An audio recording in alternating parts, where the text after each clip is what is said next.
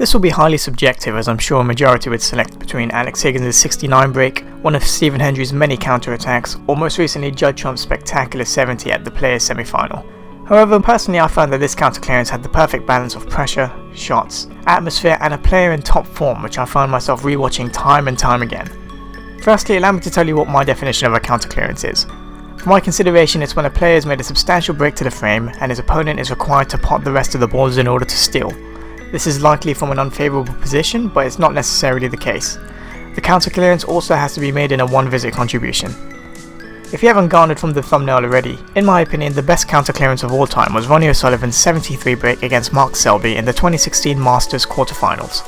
O'Sullivan was 5-3 up and Selby had just made a 70 break consisting of pinks and blacks, meaning there were still 6 reds on the table with a possible 75 remaining. This included an extremely impressive get out of jail double to keep his break going.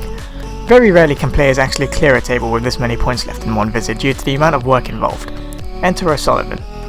Though it wasn't immediately after Selby's misjudged cannon, after a good safety from O'Sullivan with a poor follow-up by his opponent, the table was set. Now, it wasn't the most adverse table, there weren't any balls on the cushion, however the blue was up in bulk and the reds were relatively close to each other to cause concern.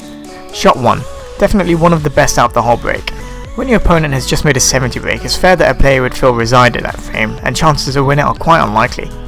Granted, not impossible, and there was clearly enough on the table. However, O'Sullivan was probably preparing himself for the patented Selby comeback, and taking on this first shot of the counter would be a shot to nothing. So he put everything into that shot, including possible position, because there was no reason not to.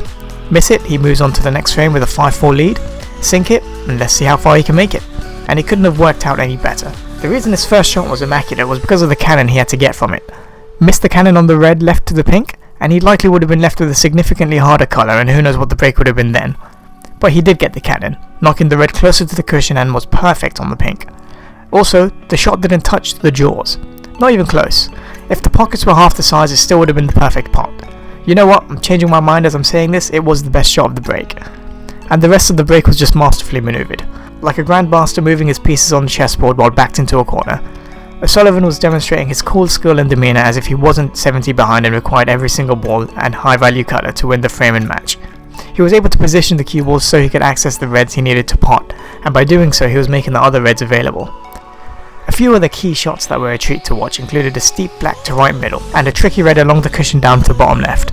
2 shots that I thought were even more thrilling was the brown he had to pot and go all the way around the table to get up to the blue in bulk, and then the blue itself. What I enjoyed about the blue was that O'Sullivan could pot it to either right corner or right centre due to where it landed. I reckon the easiest shot would have been to right corner, but for the sake of landing on the pink, O'Sullivan took the blue to right centre perfectly as he cleared up pink and black to win with a 73 break. He continued on to win the Masters that year. One of the most extraordinary feats of this counter clearance was that it only took around 5 minutes for O'Sullivan to do this. Any other player would have taken at least double this time, as they would undoubtedly spend more time thinking per shot. Even more impressively was the ease at which O'Sullivan accomplished this. It's universally agreed that no one makes snooker look easier than this man, and this break was a prime example. There were so many tricky shots throughout the counter which most players would have broken down on, but O'Sullivan potted them as if they were hanging over the pockets.